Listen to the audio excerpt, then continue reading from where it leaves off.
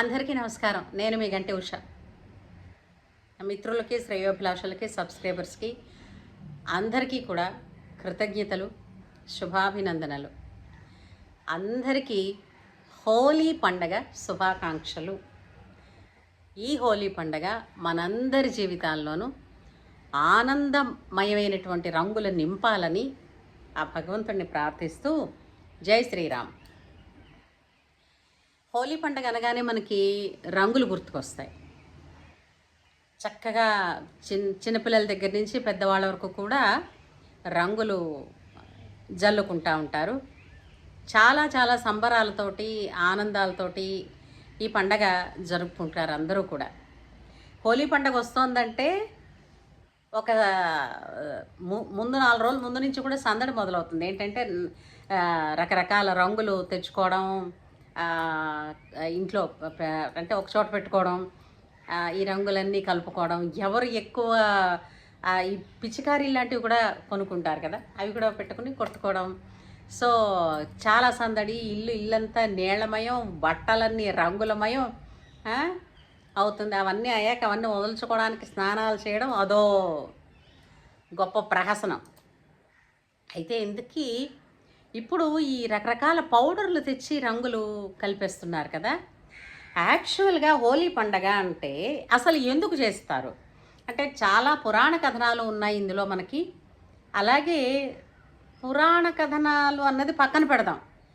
పురాణంలో ఏం చెప్పారు అని అంటే మనకి ఒక ఆరోగ్యాన్ని అందివ్వడానికి కొద్దిగా కొన్ని చోట్ల భయభక్తుల్ని ఏర్పాటు చేసి మరీ పెట్టారు. ఎందుకంటే దానివల్ల ఏమండి అమ్మ అదిగో బూచొస్తోందని, బూచాడొస్తున్నాడని చంటి పిల్లాడికి అన్నం పెడుతుంది.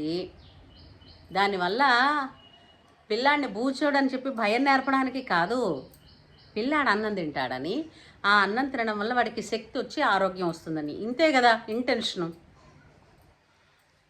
అలాగే అప్పట్లో ఒక పురాణ కథనాల్లో ఇదిగో ఇది చేయకపోతే ఇలాగే, ఇది చేయకపోతే ఇలాగా అని చెప్పడంలో వైవిధ్యం ఉండొచ్చు. కానీ ఆ ఆచారాన్ని, ఆ సంప్రదాయాన్ని ఆ సమయాలలో పాటించడం వలన వచ్చేటటువంటి శారీరక, మానసిక ఆరోగ్యాలు అనేకం. అయితే అసలు హోలీ అన్నది ఎందుకంటే హోలిక అనే రాక్షసిని దహించారు కాబట్టి. అసలు ఈ హోలిక ఎవరు, ఎందుకు దహించాల్సి వచ్చింది? హోలిక ఎవరు? ప్రహ్లాదుడికి మేనత్తట. అంటే ఏంటి? హిరణ్యకశిపుడికి సోదరి. హిరణ్యకశిపుడికి తన కొడుకు మీద కోపం అనే కన్నా ఒక విధమైనటువంటి ఈగో మ్యాటర్స్. ఎందుకని? ప్రపంచం అంతా కూడా తననే దేవుడని, అంటే హిరణ్యకశిపుడినే దేవుడని, అతన్నే ఆరాధిస్తూ ఉండమని ఆయన చెప్పాడు. కానీ ప్రహ్లాదుడు హరియే దైవము, హరి విశ్వమయుండు, హరి లేని ప్రదేశం లేదు నాన్న అని చెప్పేవాడు. అందుకని ప్రహ్లాదుడి మీద నయాన చెప్పాడు, సామధాన భేద దండోపాయాలన్నీ ఉపయోగించేశాడు. ఏమీ వెళ్ళలేదు.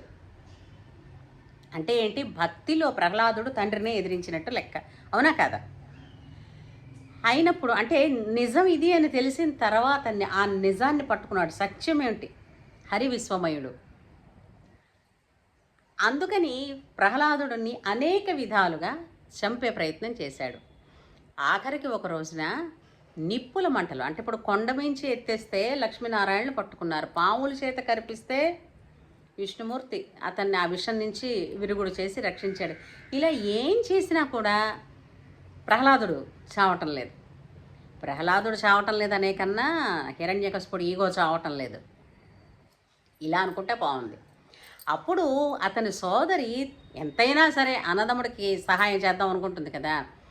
నువ్వు అగ్నిమంటలు అంటించు, నేను ప్రహ్లాదుడు ఎక్కడికి ఎగిరిపోకుండా, ఎవరు తీసుకెళ్ళిపోకుండా పట్టుకుని మరీ కూర్చుంటాను నిప్పుల్లో, వాడు కాలిపోయిన తర్వాత నేను బయటకు వస్తానంటుంది.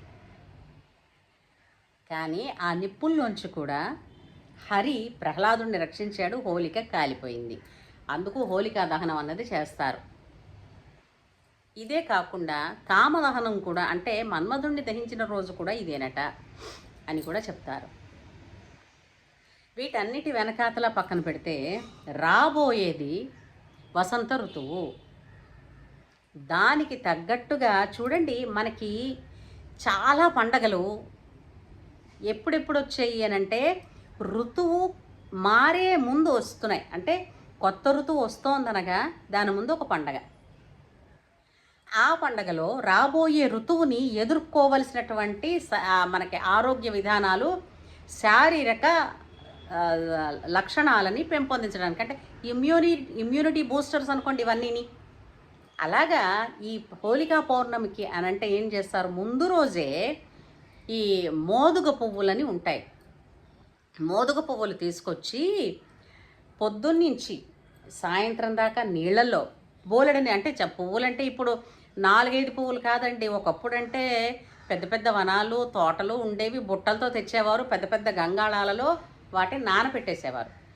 నానబెట్టిన తర్వాత అంటే ఒక 6 గంటల కాలం అవి నానిన తర్వాత ఆ రాత్రి 6 గంటల కాలం దాన్ని మళ్ళీ మరిగించేవారు.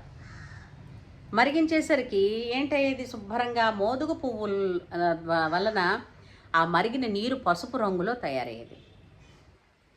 ఆ నీరు తెల్లవారేసరికి చక్కగా చల్లారుతుంది కదండి.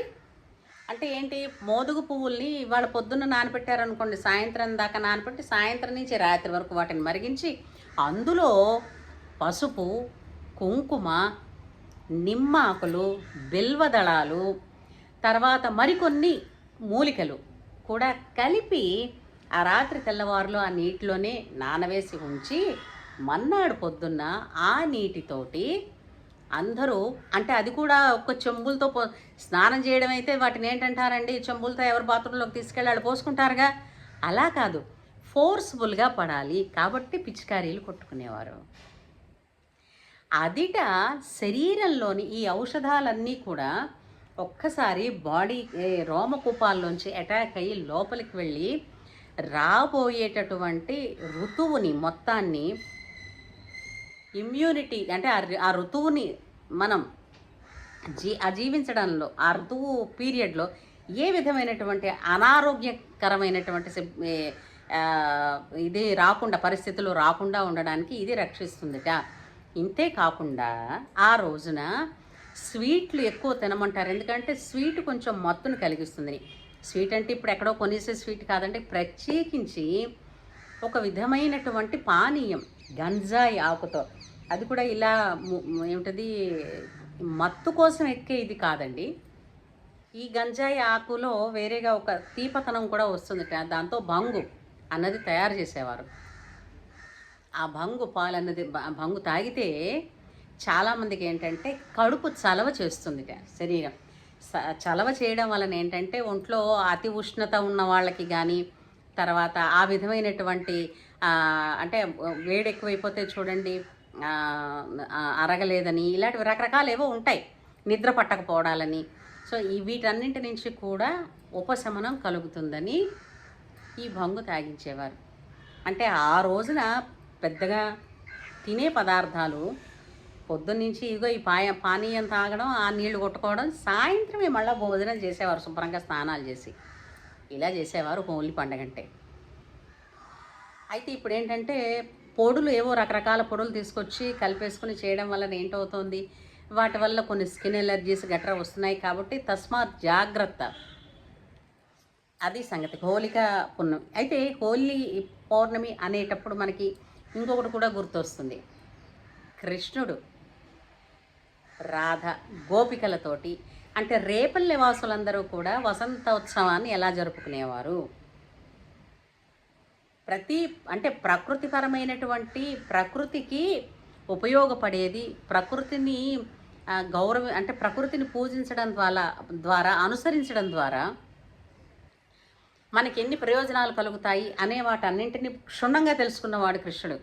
కాబట్టి వసంతోత్సవం అని చెప్పేసి అందరి చేత ఆడించేవాడు. ఈ వసంతోత్సవం నాడు ఈ రంగులన్నీ, ఔషధ మూలికలతో కూడుకున్నటువంటి ఈ రంగులన్నీ తయారు చేసి ఆ రంగులతోనే వసంతం ఆడించేవాడు. ఇది అసలు ఎంతమందికి తెలుసు? తర్వాత ప్రకృతిని పూజించమని చెప్పేవాడు తప్ప, అంటే అప్పట్లో ఈ రేపల్లె వాసులకి, అంటే గోపకులం అందరికీ కూడా ఒక అంటే ఒక ఒక ఆనవాయితీ ఉండేది. ఏంటని? ఇంద్రుణ్ణి పూజించాలని. అప్పట్లో పూర్వం ఇంద్రుణ్ణి, అగ్నిదేవుణ్ణి, సూర్యుణ్ణి ఆరాధించేవారు. ఎందుకని అనంటే, ఆరాధన అంటే ఏంటండి? ఇప్పుడు ఏదో కూర్చునేటువంటి దీపాలు వెలిగించి ఏదో చేసామన్నది ఒక తంతు అట్లా కాదండి. ఇప్పుడు సూర్యుడి వల్ల మనం ఎంతో ఉపయోగాన్ని పొందుతున్నాం కాబట్టి గ్రాటిట్యూడ్ తెలియచేయడం. అలాగే ప్రకృతి నుంచి మనం ఎన్నో పొందుతున్నాం. ప్రకృతి వనదేవతల వల్ల ఎన్నో పొందుతున్నాం కాబట్టి వాటికి మనం కృతజ్ఞత తెలియజేసుకోవడమే ఈ పూజ అంటే. కృతజ్ఞతని ఎప్పటికీ కూడా ఇప్పుడు ఉపకారం చేసిన వాడు నేను చేశానని చెప్పుకోకపోవడం వాళ్ళ సంస్కారం. కానీ వాళ్ళ వల్ల ఉపకారం పొందాము అని అన్నది మనం కృతజ్ఞత తెలియజేసుకోకపోవడం మన సంస్కారహీనత అవుతుంది కదా. అందుకని అంటే దీనిలో మనకు పాయింట్ క్లారిటీ అవుతుంది. దేవుడు నన్ను పూజ చేయండి, మీరు ఇలాగే పూజ చేయండి అని ఎక్కడ చెప్పలేదు ఆయన. ఆ ప్రకృతి వల్ల భగవంతుని వల్ల మనం ఏదైతే ఉపకారం పొందామో దానికి కృతజ్ఞతని తెలియజేస్తూ ఉండడమే. అయితే ఇంద్రుణ్ణి పూజ చేస్తే వర్షాలు వస్తాయనేవారు. కానీ కృష్ణ ఏం చెప్పేవారు? కృష్ణ పరమాత్మ గోవర్ధనగిరికి పూజ చేయండి. ఎందుకంటే గోవర్ధనగిరి అనేక ఔషధ మూలికలతోటి మనకి ఉపకరిస్తోంది. పశుగ్రాసం ఎంతో ఇస్తోంది. వర్షాలు కూడా అంతే కదండి. అడవులు ఎక్కువగా ఉంటే వర్షాలు, మేఘాలను ఆకర్షిస్తే వర్షం పడుతుంది. ఇలాగా ప్రకృతిని ఆరాధించమని చెప్పేవాడు కృష్ణుడు. అంతే కాకుండా పట్నాల మోజులో పల్లెలు విడిచిపెట్టి వెళ్లకుండా ఉండడం కోసమే వీళ్ళందరూ కూడా ఈ రేపల్లె ప్రజలందరూ కూడా మధుర అన్నది అక్కడికి దగ్గరలో ఉన్న నగరం, అక్కడికి తీసుకెళ్ళి పాలు పెరుగు అన్నీ అమ్ముకునేవారు. అది కట్టడి చేసేవాడు కృష్ణ పరమాత్మ. మనకి అందులో ఒక పాట కూడా ఉంది, మధురా నగరిలో చల్లనమ్మబోదు దారి విడుము కృష్ణ అని. అలా అంచేత కృష్ణ తత్వాన్ని తెలుసుకోవడానికి చూడాల్సిన దృక్పథం అంటే దృష్టి విధానం కోణం వేరుగా ఉండాలండి. అది చెప్పేవాళ్ళు చాలామంది ఉన్నారు. అంటే దానిలో నిష్ణాతులైన వాళ్ళు ఎంతోమంది చెప్పారు. కృష్ణ భాగవతాన్ని గనక మీరు చదివితే అతను చేసిన లీలలేమిటి, సాక్షాత్తు అతను అంటే ఒక ధైర్యాన్ని ప్రదర్శించడంలో కానీ, ప్రకృతిని ప్రసన్నం చేసుకోవడంలో కానీ, పశుపక్షాదులని కూడా వాళ్ళ తాలూకు తత్వం తెలిసి వాళ్ళకి వాళ్ళ జీవితాలు సాఫల్యమయ్యేటట్టు, వాళ్ళు మనకు ఉపయోగపడేటట్టు చేయడంలో కానీ కృష్ణ పరమాత్ముడిని మించింది ఎవరు? అందుకే కృష్ణుడు పరమాత్ముడు అండి. అంచేత మళ్ళీ మరొక్కసారి వీలైతే కృష్ణ లీలలు చదవండి. సో అందరికీ కూడా హ్యాపీ హోలీ. ఉంటాను. జై శ్రీరామ్.